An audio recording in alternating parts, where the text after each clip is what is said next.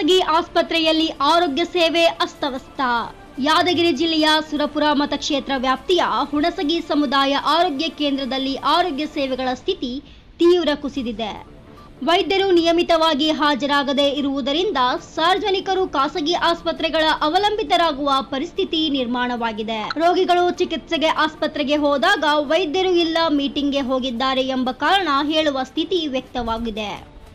ಆಸ್ಪತ್ರೆಯ ಸೌಕರ್ಯಗಳ ದುರ್ಬಳಕೆ, ನಿರ್ಲಕ್ಷ್ಯತೆಯ ಧೋರಣೆ ಮತ್ತು ಸಾರ್ವಜನಿಕರ ಬೇಡಿಕೆಗಳ ನಿರ್ಲಕ್ಷ್ಯ ಸಾರ್ವಜನಿಕರ ಆಕ್ರೋಶಕ್ಕೆ ಕಾರಣವಾಗುತ್ತಿದೆ. ಬೆಡ್ಗಳು ಸ್ವಚ್ಛಗೊಳಿಸದೆ ರೋಗಿಗಳನ್ನ ಅಸ್ವಸ್ಥ ಸ್ಥಿತಿಯಲ್ಲೇ ಮಲಗಿಸುವ ವರದಿ ಕೂಡ ಕೇಳಿಬಂದಿದೆ. ಸರ್ಕಾರ ಕೋಟ್ಯಾಂತರ ರೂಪಾಯಿ ವೆಚ್ಚ ಮಾಡುತ್ತಿದ್ದರೂ ಆಸ್ಪತ್ರೆಗಳಲ್ಲಿ ಸೇವೆಗಳ ಕೊರತೆ ಏಕೆ?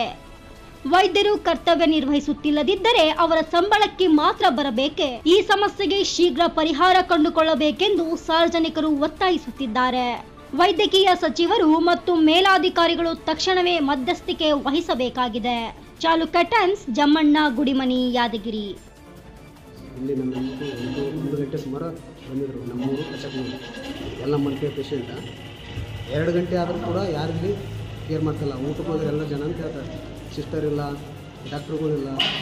ಕೇಳಿದ್ರೆ ಇಲ್ಲ ಊಟಕ್ಕೆ ಹೋದ್ರೆ ಬರ್ತಾಯಿದ್ದಾರೆ ಅಂತ ಹೇಳ್ತಾರೆ. ತಿರ್ಗಿ ನಾನು ಅಲ್ಲಿಂದ ಮತ್ತೆ ಗಾಡಿ ತೊಗೊಂಬಂದು ಇಲ್ಲಿ ಬಂದು ಕೆರೆ ಹೆಂಗೆ ಮಾಡಿದ್ರೆ ಹೆಂಗೆ ರೀ, ಬಡ ಜನಗಳು ಎಲ್ಲಿ ಹೋಗ್ಬೇಕು ಅಂತ ಹೇಳಿದ್ರೆ ಇಲ್ಲಪ್ಪ ಮಾತ್ರ ಅಂತ ಹೇಳಿದ್ರೆ ಮತ್ತೆ ನಾನು ಬಂದು ಆ ಕಡೆ ಅಂತ ಹೇಳಿದ್ರೆ ತಿರ್ಗಿ ಅವಾಗ ಬಂದು ಸಲ ನಿಲ್ಸರ್ ಹೊರತಾಗಿ ತಿರ್ಗಿ ಮತ್ತೆ ಅಲ್ಲಿ ಏನಾಗಿದೆ ಅಂತ ಕೇಳ್ತಾ ಇಲ್ಲ ಯಾರು ಹಾಸ್ಪಿಟ್ಲಲ್ಲಿ.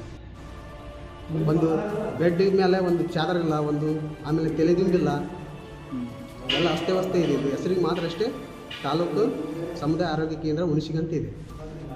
ಇಲ್ಲಿ ಎಲ್ಲನೂ ಇರ್ತಕ್ಕಂಥದ್ದು ಏನೂ ಉಪಯೋಗ ಇಲ್ಲ. ಬಡ ಜನಗಳಿಗೆ ಬಂದರೆ ಭಾಳ ಕಷ್ಟ ಐತೆ. ಈ ಡಾಕ್ಟ್ರ್ ಏನಂದ್ರೆ ಡಾಕ್ಟ್ರ್ ಆಯ್ತಪ್ಪ ನೋಡಕತ್ತೀವಲ್ಲ ಅಂತ ಹೇಳ್ತಾರೆ.